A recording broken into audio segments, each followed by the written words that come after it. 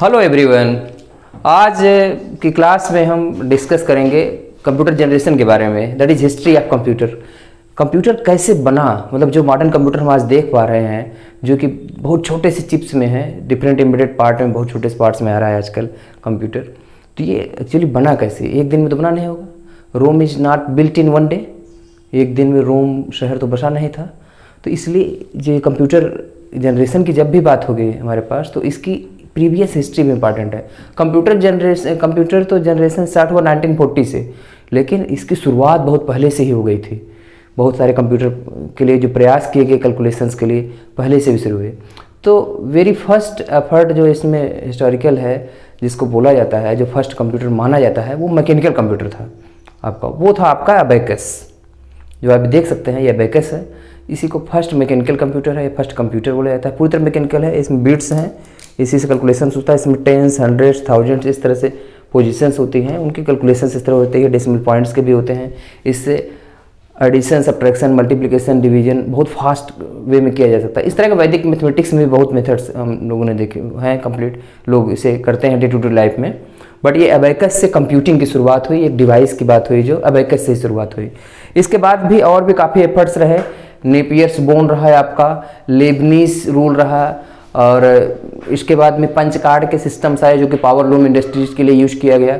और फिर इन्हीं सब चेंजेस में ये सब जो डेवलपमेंट होते रहे, फिर एक चार्ल्स बेबेज महोदय आए। उन्होंने 1823 के आसपास डिफरेंस इंजन और फिर एनालिटिकल इंजन बनाया, उन्होंने सेटअप बनाया सिस्टम का। और हालांकि उनका इंजन वर्क नहीं किया, बट लेकिन उनका वर्क जो था, उनका कंप्लीट सेटअप था, जो इंजन का कॉन्सेप्ट गियर बॉक्स के थ्रू उन्होंने बनाया था, वो उनके रहते हुए तो पूरी तरह रन नहीं हुआ, बट लेकिन वो कॉन्सेप्ट रन हो गया। इट मीन्स उसी के बेसिस पे फर्दर कंप्यूटर का कंप्लीट डेवलपमेंट हुआ, और 1940s में आते आते तक पूरा कंप्लीट कंप्यूटर बन गया। तो इसीलिए फादर ऑफ कंप्यूटर बोला जाता है चार्ल्स बेबेज को। तो उनका दो इंजन्स थे, डिफरेंस इंजन, एनालिटिकल इंजन। जब कंप्यूटर इधर डेवलप हो गया, then on the basis of the hardware technology, on the basis of the software technology, on the basis of the speed of operation, जो भी ऑपरेशन स्पीड है या फिर उनका यूज, इस बेसिस पे जो कंप्यूटर को 5 जनरेशन में डिवाइड किया गया है। जो कंप्यूटर की जनरेशन डिसाइड की गई इन्हीं सब बेसिस के पे, तो उन्हें 5 जनरेशन में डिवाइड जो किया गया है। जो वेरी फर्स्ट जनरेशन आपकी है, जिसमें डिजिटल कंप्यूटर लास्ट में मार्क फर्स्ट एक डिजिटल कंप्यूटर आ भी गया था, वो फर्स्ट जनरेशन का ड्यूरेशन 1940 से 1956 तक माना जाता है। ये पहली जनरेशन कंप्यूटर की वैक्यूम ट्यूब की जनरेशन मानी जाती है, क्योंकि इस समय हार्डवेयर टेक्नोलॉजी जो यूज हुई थी वैक्यूम ट्यूब। तो वैक्यूम ट्यूब डायोड और ट्रायड होते हैं आपके। तो हमारा एक क्वेश्चन भी है आपके लिए कि डायोड और डायोड को किसने इन्वेंट किया था? Who have invented the vacuum tubes? तो ये क्वेश्चन है आपके लिए, डिस्क्रिप्शन बॉक्स में चाहेंगे कि आप इसका क्वेश्चन का आंसर दें। और इस वाले जनरेशन में, फर्स्ट वाले जनरेशन में जो सॉफ्टवेयर था आपका, सॉफ्टवेयर टेक्नोलॉजी थी, वो थी मशीन लैंग्वेज। दैट इज इस जनरेशन के कंप्यूटर्स को 0-1 का पैटर्न नहीं सिर्फ पता था। दैट इज उसमें जो प्रोग्रामिंग करनी होती थी वो 0-1 का पैटर्न ही फीड होता था, उसी से आउटपुट जनरेट होते थे। तो सिर्फ 0-1 पैटर्न था, कंप्लीट मशीन लैंग्वेज यूज होती थी उसमें, उस जनरेशन में। और इस समय जो कंप्यूटेशन स्पीड थी वो मिली सेकेंड्स में, दैट इज 10⁻³ सेकंड्स में थी, मिली सेकंड्स में स्पीड थे। और ये पूरी तरह साइंटिफिक था इस समय का कंप्लीट सेटअप जो कंप्यूटर बन के आए थे। हालांकि मार्क फर्स्ट जो डिजिटल कंप्यूटर 1951 के आसपास बन के आ गया था इस समय, लेकिन ये सब इस समय तक पूरे थे कंप्लीट एक्सप्लोरेशन साइंटिफिक और रिसर्च ओरिएंटेड ही था फर्स्ट जनरेशन के कंप्यूटर्स का। उसका कोई कमर्शियल यूज फर्स्ट जनरेशन में बहुत कम यूज आया है कंप्लीट। इसके जो रिप्रेजेंटेटिव कंप्यूटर हैं आपके, यूनिवैक, इनियक, ईडीवैक, मार्क फर्स्ट, ये सब कंप्यूटर्स आपके फर्स्ट जनरेशन के रिप्रेजेंटेटिव कंप्यूटर्स हैं जो कि फर्स्ट जनरेशन में यूज हुए। अब इसके बाद सेकंड जनरेशन में आते आते एक इम्पॉर्टेंट महत्वपूर्ण इन्वेंशन हुआ आपका ट्रांजिस्टर का। चलिए फिर से हमारा क्वेश्चन वही है, हु इन्वेंटेड ट्रांजिस्टर? ट्रांजिस्टर को किसने इन्वेंट किया है? ठीक है, तो ट्रांजिस्टर के इन्वेंशन से सेकंड जनरेशन स्टार्ट होता है 1956 से 1966 तक चला था।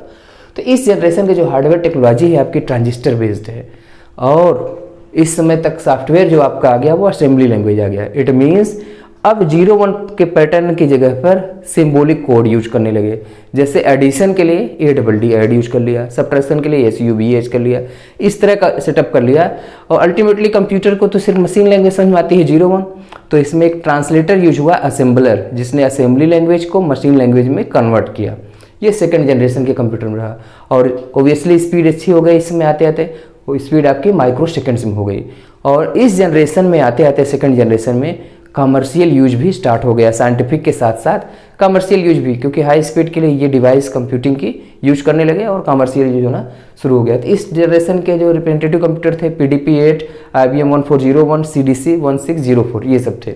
तो अभी जो फर्स्ट जनरेशन सेकंड जनरेशन तक के कंप्यूटर थे ये बहुत हैवी थे, बहुत ज़्यादा हीट जनरेट करते थे, बहुत ज़्यादा नॉइज जनरेट करते थे और बहुत ज़्यादा स्पेस लेते थे। ऐसा नहीं है कि आज के कंप्यूटर है कि CPU बॉक्स है, सब उसके अंदर पैक है, ये पूरा कमरे में होते थे, सब ओपन में होते थे, बहुत ज़्यादा इलेक्ट्रिसिटी की ज़रूरत होती थी। हाँ, फर्स्ट जनरेशन कंपेयर में सेकंड में थोड़ा सा कम होता था, लेकिन इस समय तक हीट बहुत ज़्यादा जनरेट होती थी, बहुत ज़्यादा नॉइज जनरेट होती थी, इलेक्ट्रिसिटी की बहुत ज़्यादा रिक्वायरमेंट थी और इतने रोबस्ट नहीं थे, बहुत ज़्यादा देर तक सिस्टम चल नहीं सकते थे, कुछ ही देर तक चलाते थे। बट इसमें कंप्यूटेशन स्पीड्स थी, कुछ कमर्शियल यूज सेकंड जनरेशन में करने लगे थे। देन थर्ड में एक बहुत ही इंपॉर्टेंट इन्वेंशन हुआ IC का, इंटीग्रेटेड सर्किट का।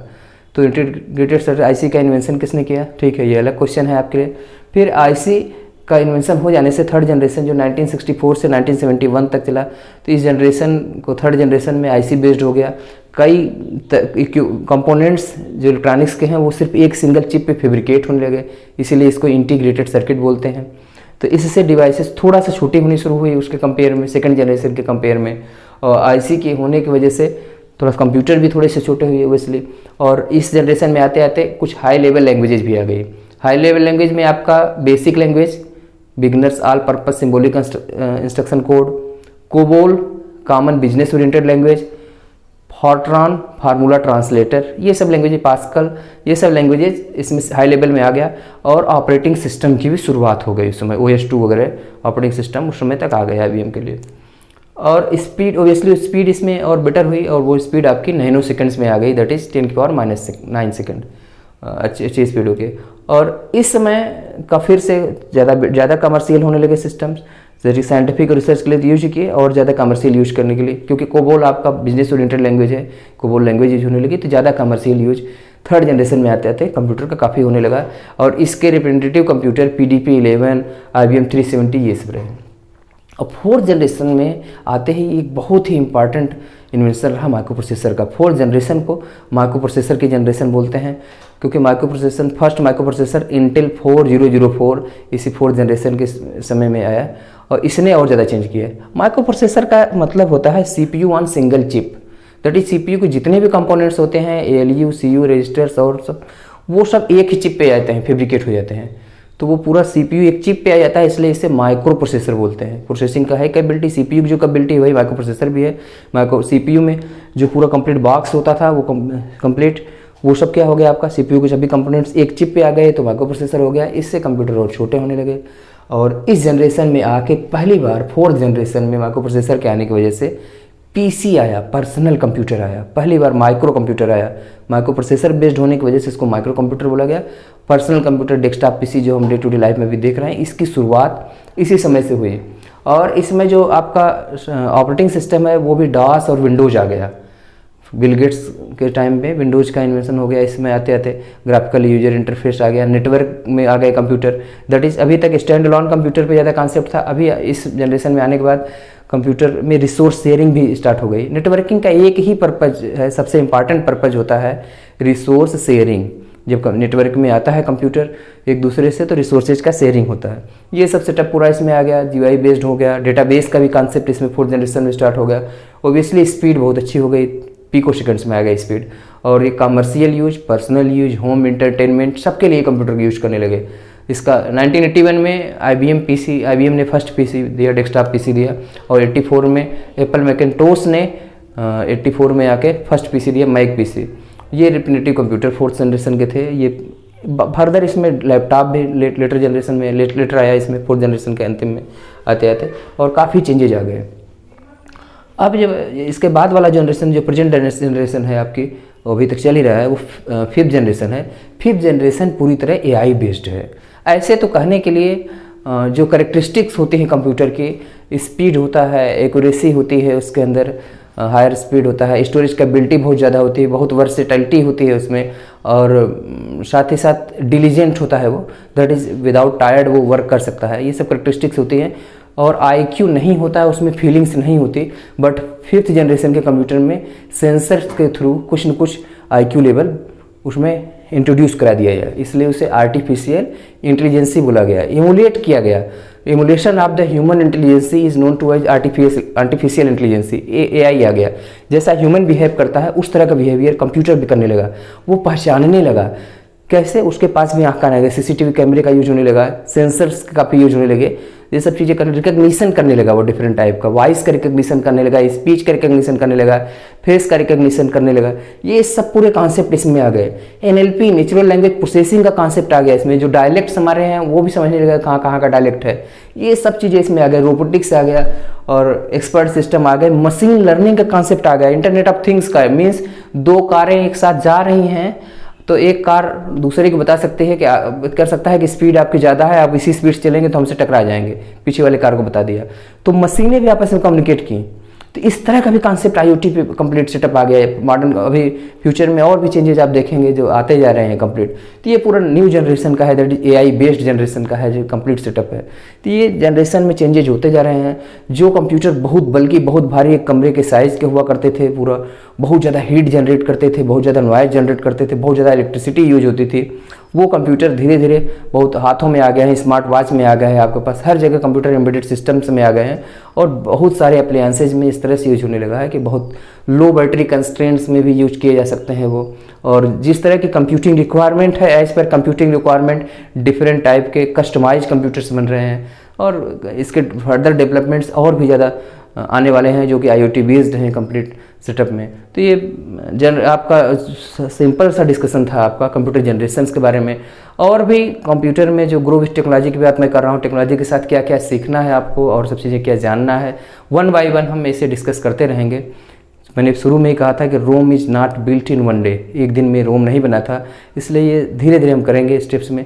और आप डिस्क्रिप्शन बॉक्स में कुछ नया टॉपिक्स पे भी आगे जानना चाहेंगे तो उसे भी हम डिस्कस करेंगे, कुछ भी लेटेस्ट टेक्नोलॉजी से रिलेटेड, किसी भी इसमें कंप्यूटर से रिलेटेड, स्पेशली कंप्यूटर टेक्नोलॉजी की हम बात कर रहे हैं। हालांकि अभी पहले मैं फंडामेंटल्स ऑफ कंप्यूटर पे ही पूरा जितनी चीज़ें हैं, क्या क्या होता है, वो सब हम कवर करना चाहेंगे। अभी हम आगे वाले लेक्चर्स में हम ये बताना चाहेंगे बूटिंग क्या होता है, शटडाउन क्या होता है, ऐसे ऐसे छोटे छोटे टॉपिक्स हैं जो कि आपने नाम तो सुने हैं लेकिन उसका बेसिक कॉन्सेप्ट क्या है, कैसे कैसे होता है, कैसे वर्किंग होती है, कंप्यूटर कैसे काम करता है, हाउ टेक्नोलॉजी वर्क्स।